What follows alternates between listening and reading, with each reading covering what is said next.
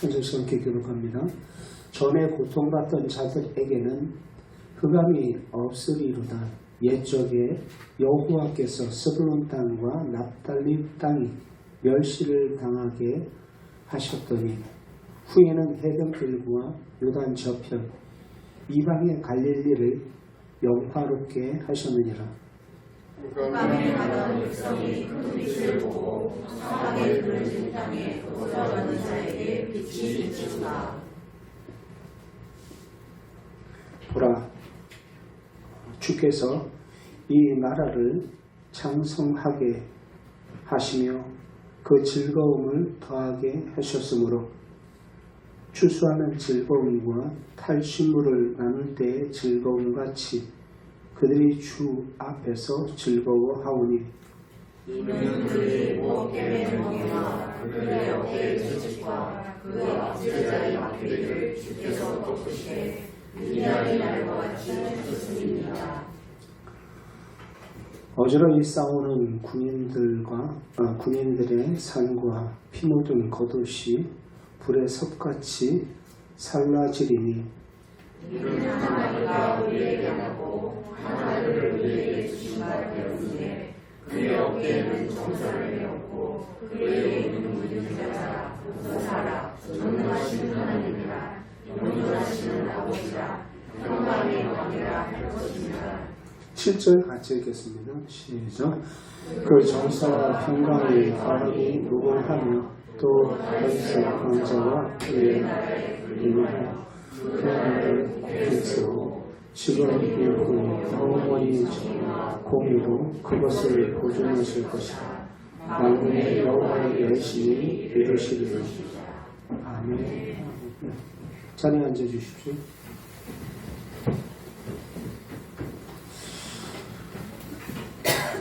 네, 오늘 말씀 속에서 제목 한번 읽어볼까요? 시작. 김여자 우리 가운데 오신 하나님이라는 제목으로 이렇게 말씀을 봅니다.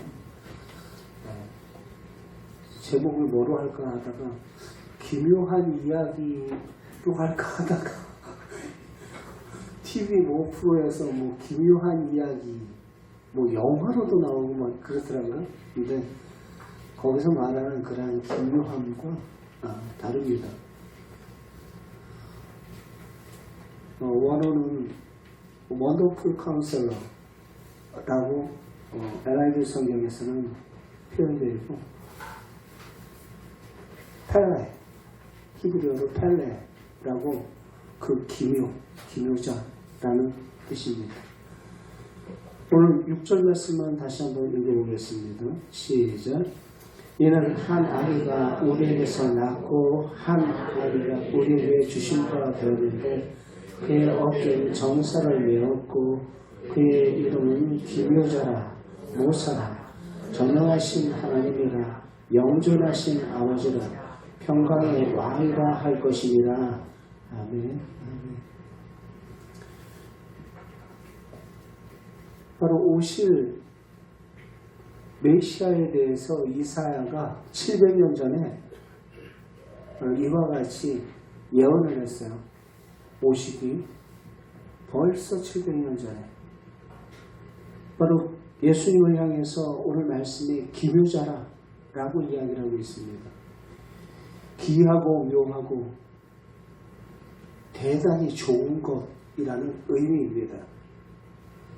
여러분, 예수님을 기묘자라고 부르는 것은 예수님께서 이 세상에 오셔서 하셨던 그 모든 구속사의 그 모든 사역들 하나하나를 다 이야기를 할 수 있겠지만 그 기이하고 묘하고 대단히 좋은 일을 하실 것이다 하면서 지금 이사야 선지자가 지금 예언을 하고 있는데, 그런데 왜 예수님을 기묘자로 했을까? 바로 귀한 그 일들 가운데 칼빈은 뭐라고 얘기하냐면 그 귀한 일, 기묘자다라고 이야기를 할 때 이 기묘자 바로 예수 그리스도의 사역 가운데 예수님의 탄생, 예수님의 탄생, 이 땅에 오심, 그리고 예수님께서 십자가에 죽으심, 그리고 예수님의 부활하심을 지칭해서 하기는 기묘하다라는 거예요. 하나님의 그 구속사에 있어서 인류 역사에 이렇게 기가 막힌 귀한 일을 하나님께서 계획하시고 준비해 놓으셨다라는 것, 기가 막히고 놀라운 일이다 라는 것입니다. 그래서 기묘자라고 말하고 있어요. 예수님은 그의 잉태부터 보통 사람과 다르기에 귀하고 묘합니다. 여러분, 이 세상에 아버지 없이 태어난 사람은 없죠.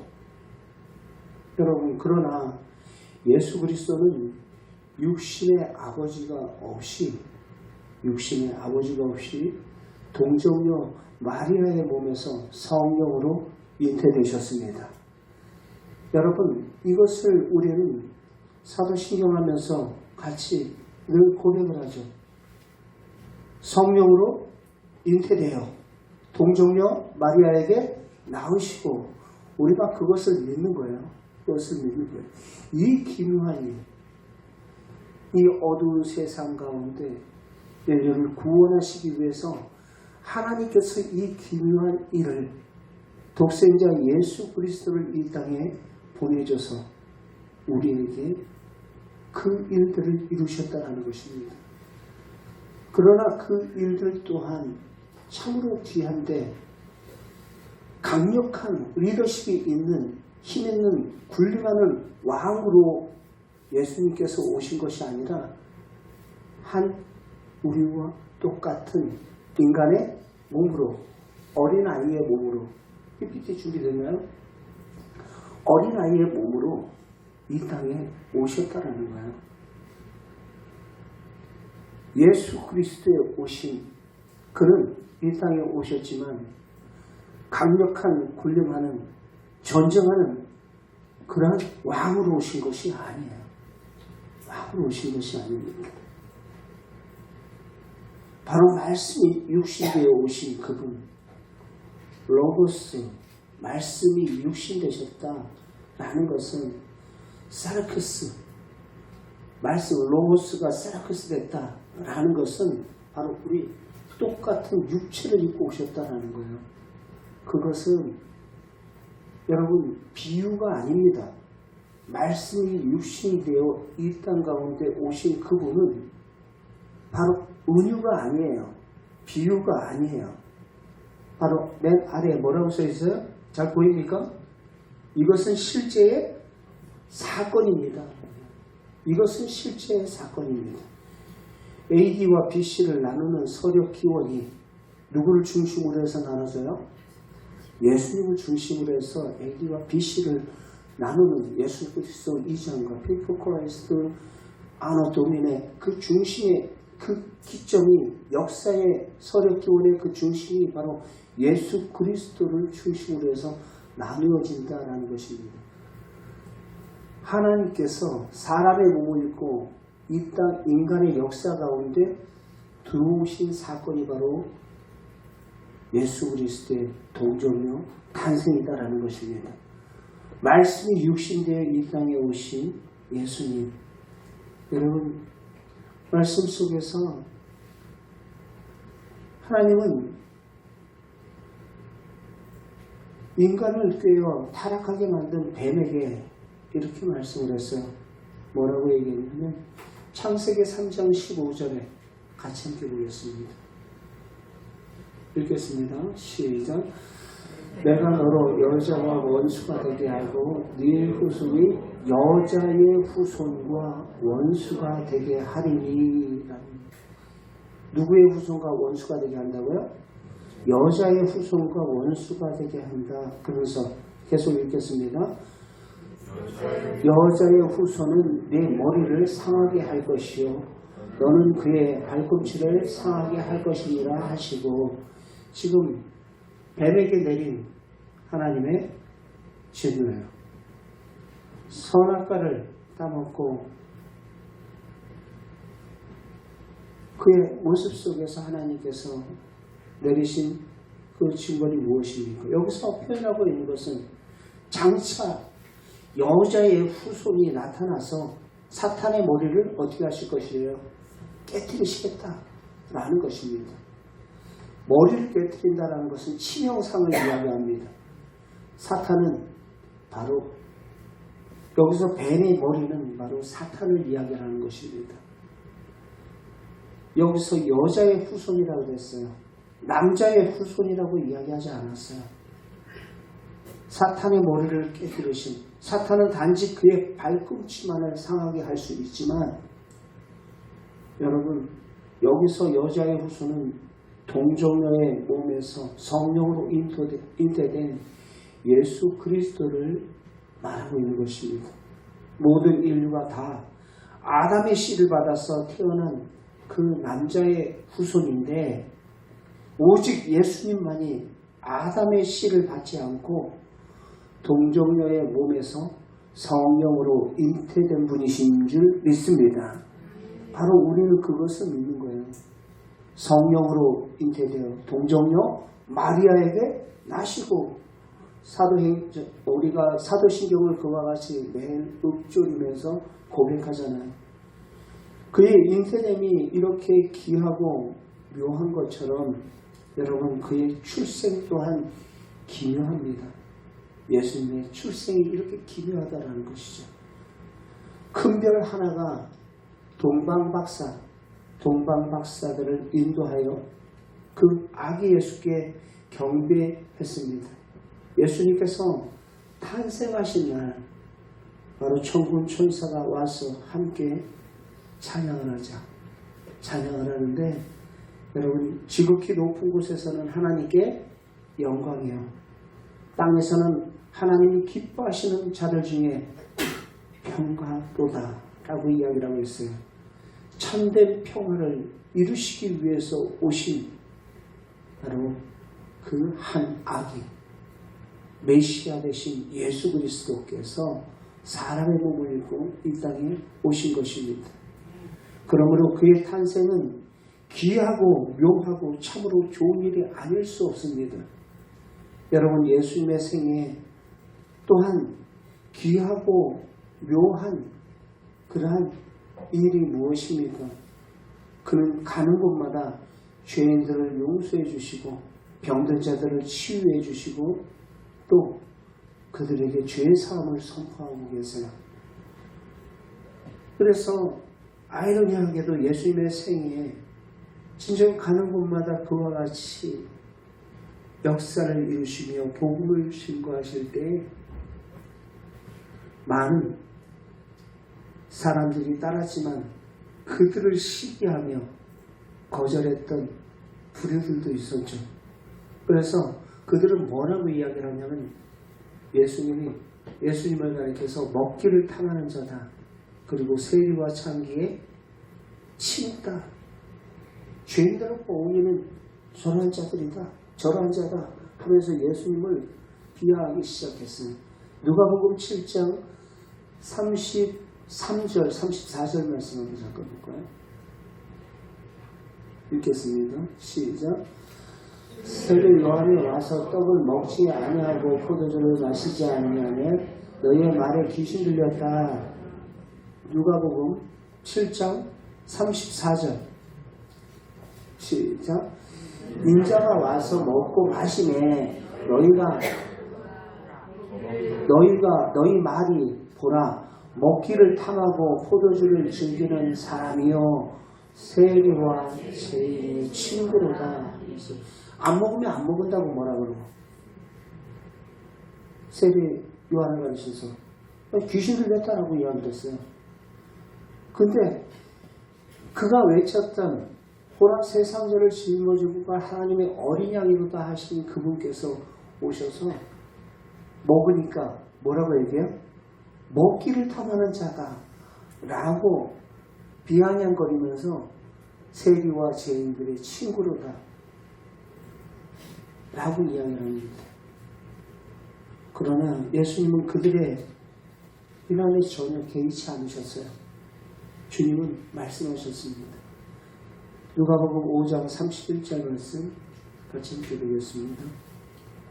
읽겠습니다. 시작. 예수께서 대답하여 이르시되 건강한 자에게는 의사가 쓸데없고 병든 자에게는 쓸데있나니. 32절도 시작. 내가 의를 부르러 온 것이 아니라 죄인을 회개시키러 왔노라. 이것이 바로 예수님께서 한 아기로 이 땅에 오신 이유인 것입니다. 병든 자들을, 그리고 불의한 자들을, 그들을 회개시켜 주님께로 돌아오게 하기 위한 구원의 통로가 되기 위해서 내가 왔노라 하면서 예수님께서 말씀합니다. 주님은 병든 자들을 실질적으로 고치시며 치유의 사역을 행하셨고 눈먼 자들을 다시 보게 하셨어요. 귀 듣지 못하는 이들에게 귀를 열어서 듣게 하시고 말 못하는 이들을 그의 입에 혀를 풀어서 말하게 하셨어요. 손 마른 자의 손을 펴서 고쳐주셨고 걷지 못하는 안진뱅이를 일으켜 세우셨어요. 죽음에 처해진 사람에게도 생명을 주셨습니다. 인간으로는 도저히 행할 수 없는 기하고 묘한 아주 좋은 일들을 예수님께서 이 땅 가운데 오셔서 행하셨다는 것입니다. 그런데 이 놀라운 사건은 구약 이사야서에서도 이미 예언한 바가 있어요. 참빛 대신 바로 그분께서 오시면 이러한 놀라운 일들이 벌어지게 될 것이다 라는 이야기를 이사야서 60장 이하에 바로 그 말씀을 합니다. 그러한 일들이 벌어질 것이다. 그러한 기묘한 일들이 벌어지게 될 것이다.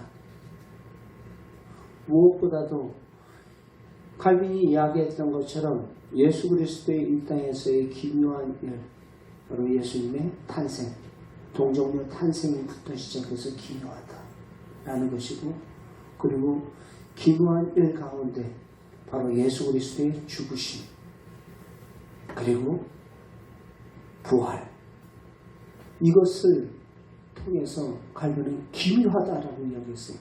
전혀 사람이 생각지도 못한 방법으로 인류를 구원하시기 위해서 한 아기로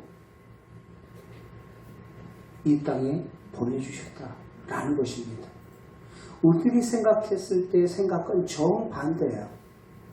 강력한 리더십을 가지고 그 군주로서, 힘 있는 사람으로서 군사를 이끌고 오는 강력한 왕을 기대를 하죠. 그래서 예수님께서 이 땅에 오셨을 때 사람들이 실망했던 이유 가운데 하나가 무엇입니까? 그 당시에는 로마의 식민지 아래에 있었어요. 그렇기 때문에 그들은 이 로마의 식민지 아래 벗어날 수 있는 강력한 리더십 있는 왕이 다윗의 후손 가운데 올 것이다 라고 그들은 기다렸던 거예요. 그런데 웬걸요? 다윗의 후손으로 오시긴 오셨는데 마치 시골 촌사람처럼 허름한 복장으로 예수님께서 이 땅에 오신 거예요. 그리고 12명의 사람들을 이끌고 다니면서 복음을 전하는데 오히려 그들의 눈에 비춰진 그 모습은 상상 이한 겁니다. 왕이 났다 하면 대단한 사건 아니겠어요? 동방 박사들이 왕이 났다, 왕의 표를 보고 그들이 쫓아갔어요. 동방에서부터 왔던 그들은 당연히 왕궁에서 왕이 나셨다라는 그러한 기대를 안고 헤롯궁으로 들어갔지만 그곳에 왕은 없었어요. 오히려 그들이 찾은 그 왕은 허름한 마음관에 구유에 누인 그 아기 예수를 그 별이 멈춰선 곳에서 그 아기가 바로 온 인류를 구원할 바로 구원자이심을 그들이 깨닫고 그 앞에서 경배를 하게 됩니다. 예수 그리스도의 오심을 기대했던 사람들, 자신의 그 정치적인 그 해방을 가져올 것이다 기대했던 그 사람들의 기대에 완전히 저버렸던 거예요.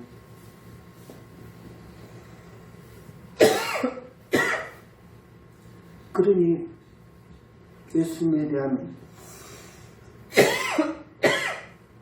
미움과 분노가 그들의 마음에 크게 달했던 것이죠. 오히려 와서 하는 일들을 가만히 종교 지도자들이 보니까 율법을 어기는 일만 골라서 하는 거예요. 안식일에 사람들은 일하지 말라 했는데 병을 고치는 일을 하고, 그리고 자기가 사람이면서 네 죄 사함을 받았느니라 말을 해요. 그러니까 기가 막힌 거예요.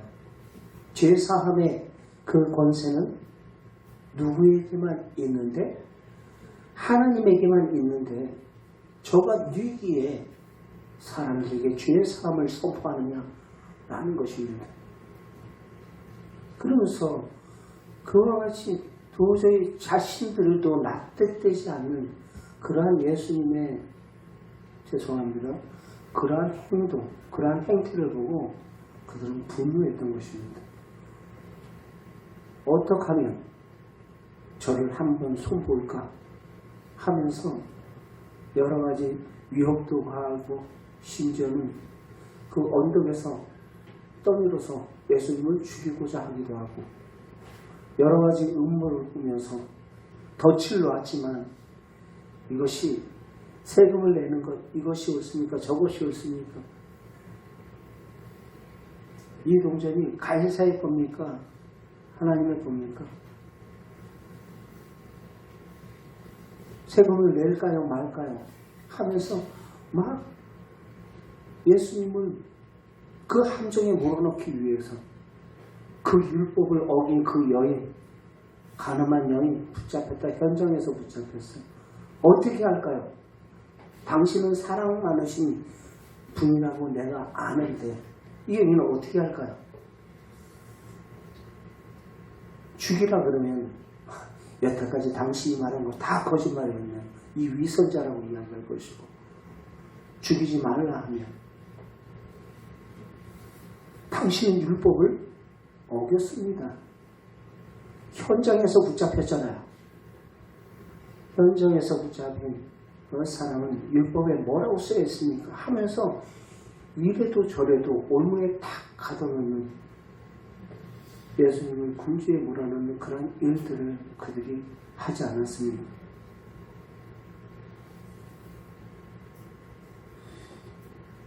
그러나 예수님께서 그 십자가에 당하신 그 죽음, 그 죽음은 이미 하나님께서 그 아들을 통해서 계획해 놓으신 구원의 과정이었다라는 거예요.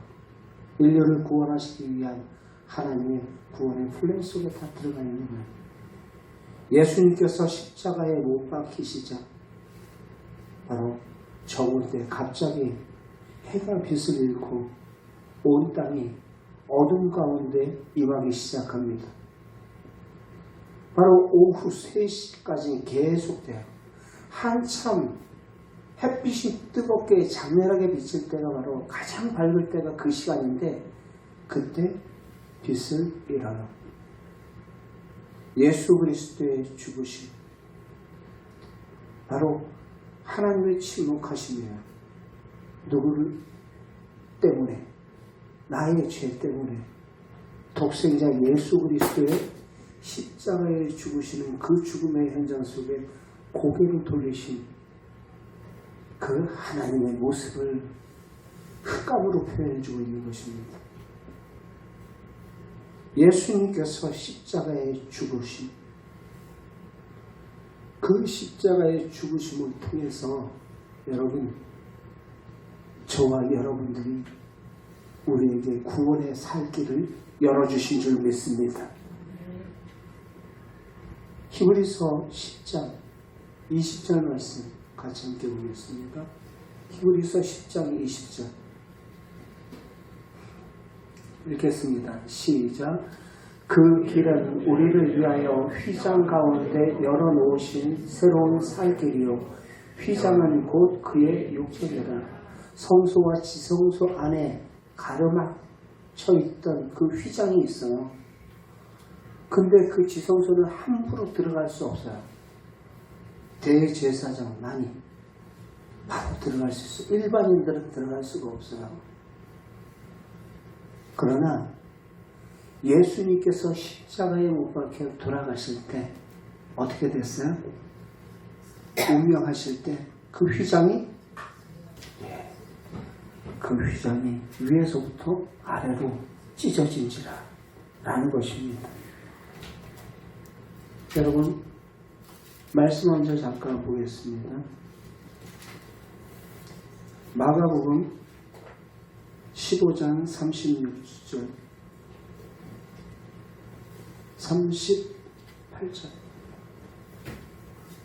38절 읽겠습니다.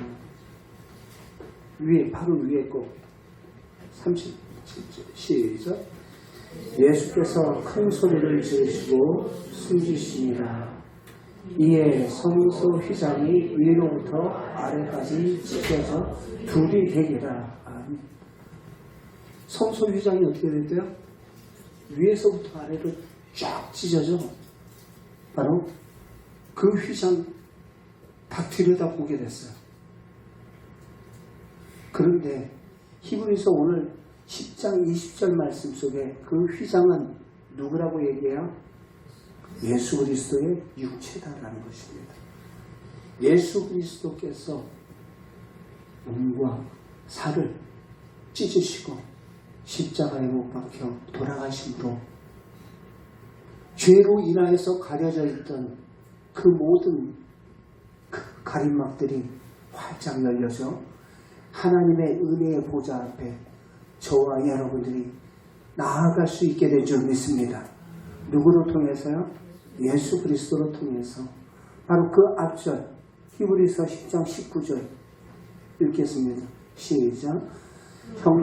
형제들아, 우리가 예수의 피를 힘입어 성소에 들어갈 담력을 얻었다라는 것입니다.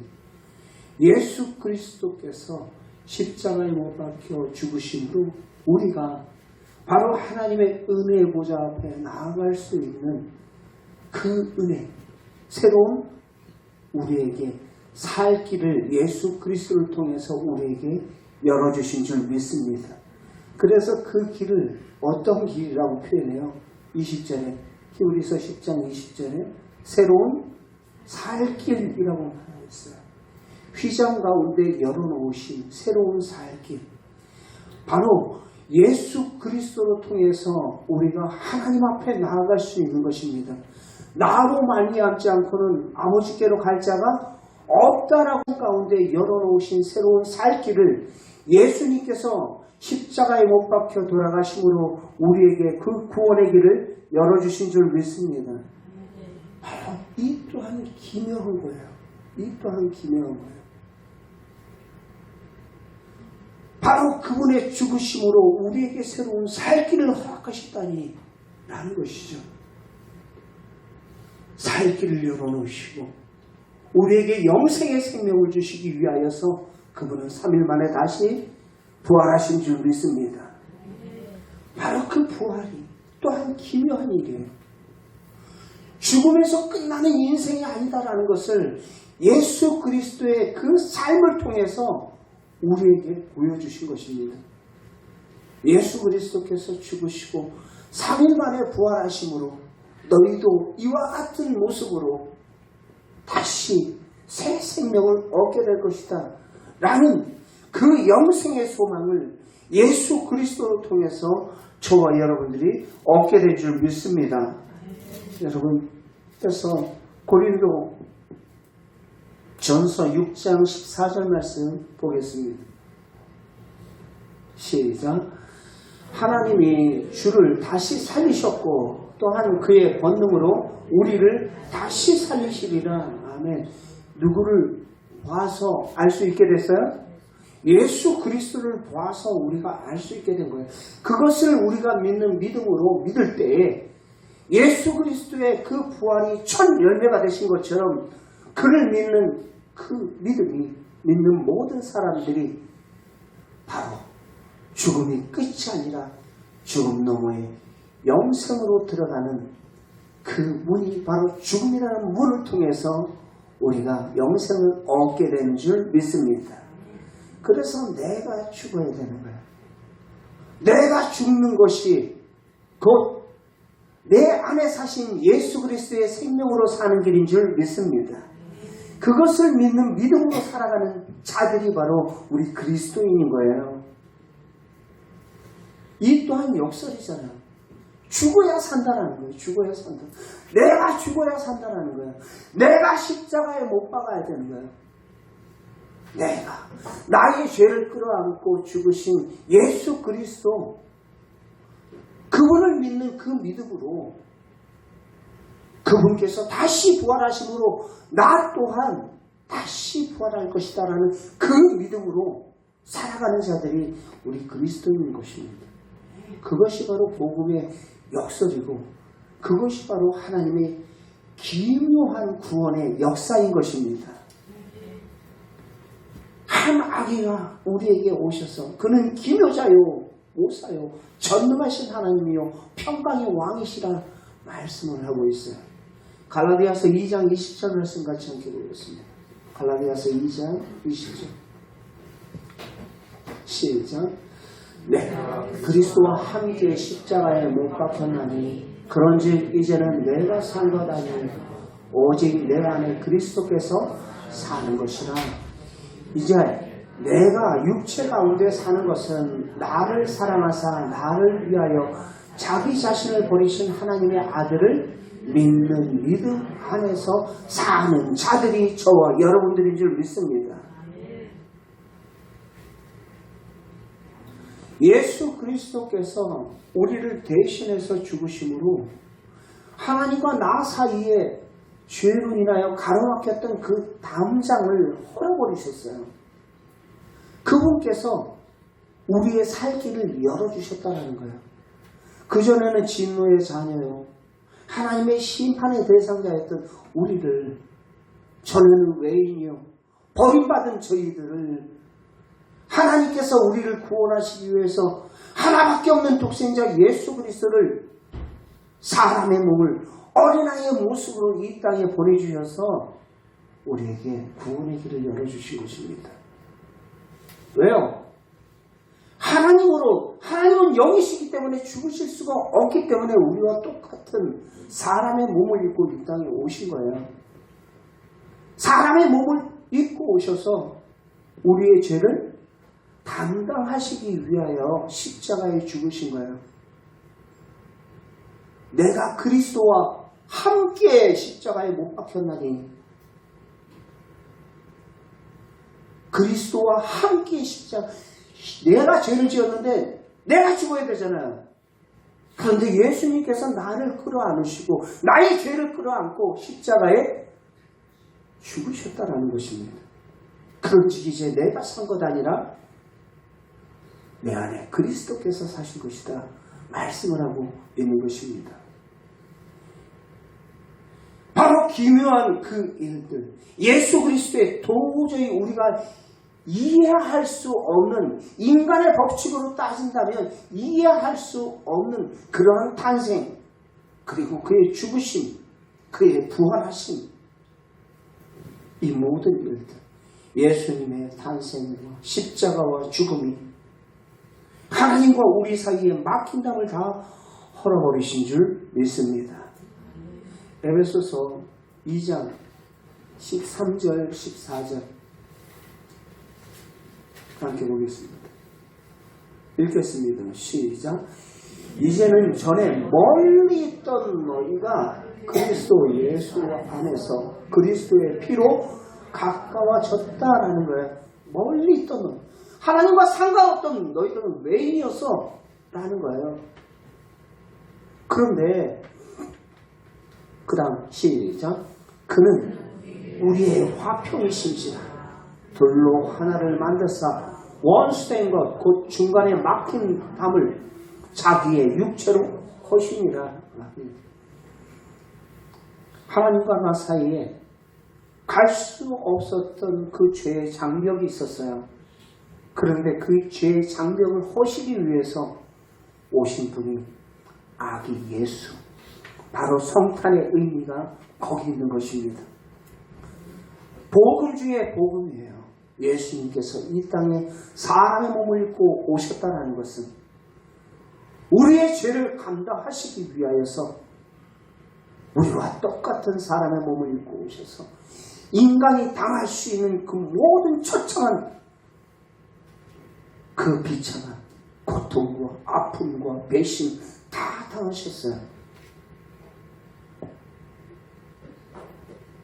예수 그리스도의 탄생, 즐거이 세상 사람들은 연휴 기간이니까 뭐 하루 쉬고 공휴일이니까 흥청망청 즐거이 보낼지 모르지만 저와 여러분들은 예수 그리스도께서 이 땅에 전능자가 오시면 바로 우리에게 참된 복음이 되시려 주의 이름으로 축원드립니다.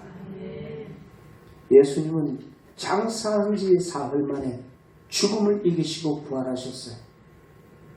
죽으면 산다라는 거예요. 죽으면 산다. 바울도 그 진리를 깨달았어요. 죽으면 산다. 지난주에 얘기했죠. 복음의 역설이라고. 약한 게 꼭 강한 것이다. 약함을 통해서 하나님의 능력이 그에게 머물기 때문이다 라는 것이죠.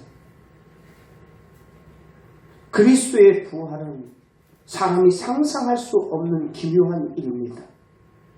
예수님의 십자가의 죽음, 부활, 그분의 탄생. 이제 우리는 모든 죄를 용서받고 영생을 얻게 되었습니다. 이것이 하나님의 기묘한 은혜인 줄 믿습니다.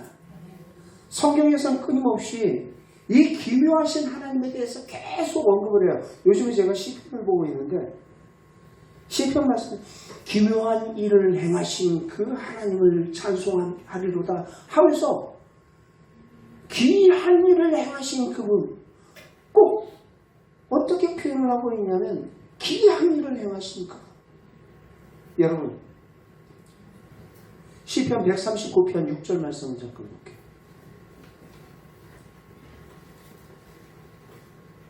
시편 139편 6절 읽겠습니다. 시작.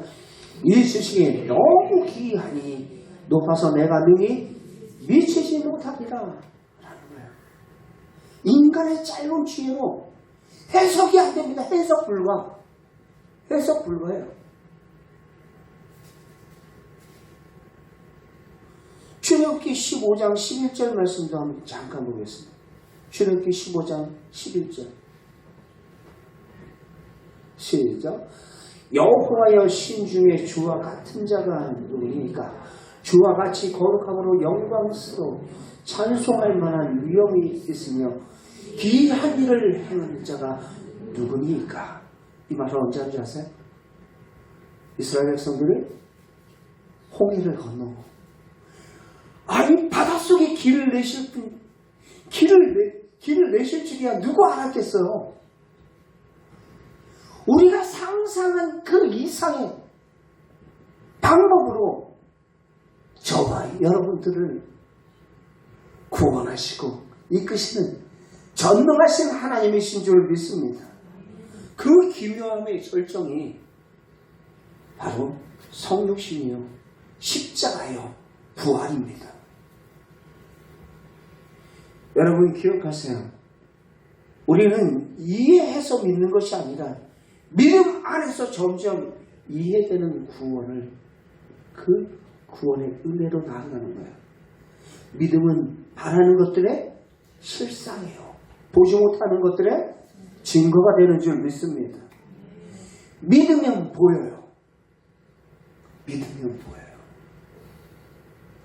믿지 않으니까 그것이 보이지 못하는 것입니다. 내가 보이지 않으니까 자꾸 우리의 마음 가운데 드는 생각이 의심인 거예요. 의심병에 걸려가지고 신앙생활하면서 의심병에 걸려가지고 내 생각의 틀 속에 자꾸 하나님을 가두려고 해요. 고린도전서 1장에 뭐라고 얘기했어요? 하나님의 어리석음이 사람의 무엇보다 낫다고요? 지혜보다 낫다. 하나님의 약하심이 사람의 무엇보다 강하다고요? 사람의 강함보다 낫다. 라고 이야기해요. 자, 읽어봅시다. 시작. 하나님의 어리석음이 사람보다 지혜롭고 하나님의 약하심이 사람보다 강하니라. 짧은데 얄팍한 그 지식 가지고 그 생각 가지고 그 지혜 가지고 창조주를 헤아리려 하지 마세요.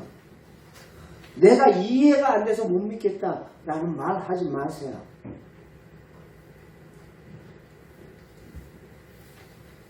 우리가 기다리시는 그분. 이제 목요일날 성탄 예배 드릴 텐데 바로 그분이 기묘자가 됐어요. 인간의 이해를 넘어서는 그 구속사의 역사. 그리고 그분이 사람의 몸을 입고 이 땅에 오실 줄 누가 알았겠어요. 그것도 동정녀의 탄생. 이해가 안 되잖아요. 죽어야 산다. 십자가에 죽으면 마귀는 자기가 이긴 줄 알았어요. 그런데 어떻게 했어요? 3일 만에 부활하심으로 죽음의 권세를 완전히 박살내버리셨어요. 교회 이 복음의 능력으로 살아가는 여자의 후손이 뱀의 머리를 어떻게 하신다 그랬어요? 밟으신다라고 이야기했어요. 예수 그리스도의 그 생명의 복음이 바로 죽음의 권세를 이기는 줄 믿습니다. 그것을 주시기 위해서 바로 그분께서 이 땅에 오신 것입니다. 여러분, 성탄절 우리의 이해의 절기가 아니에요. 내가 이해에 대해 믿겠다라고 말하지 마세요. 오늘 말씀 속에 뭐라고 얘기해요? 기묘자라. 기묘자라. 이해의 절기가 아니라 그 성탄은 경배의 절기예요. 어떤 절기라고요? 경배의 절기예요. 우리가 기다리는 그분, 우리의 계획 다 내려놓으시고 바로 그분은 우리를 구원하시기 위하여서 이 땅에 기묘한 방법으로 오셨고 죽으셨고 부활하신 그 구속사의 그 은혜 앞에 예수 그리스도의 이 땅의 탄생을 맞이하며 우리가 그분께 경배하는 이번 성탄절이 되기를 주의 이름으로 축원드립니다.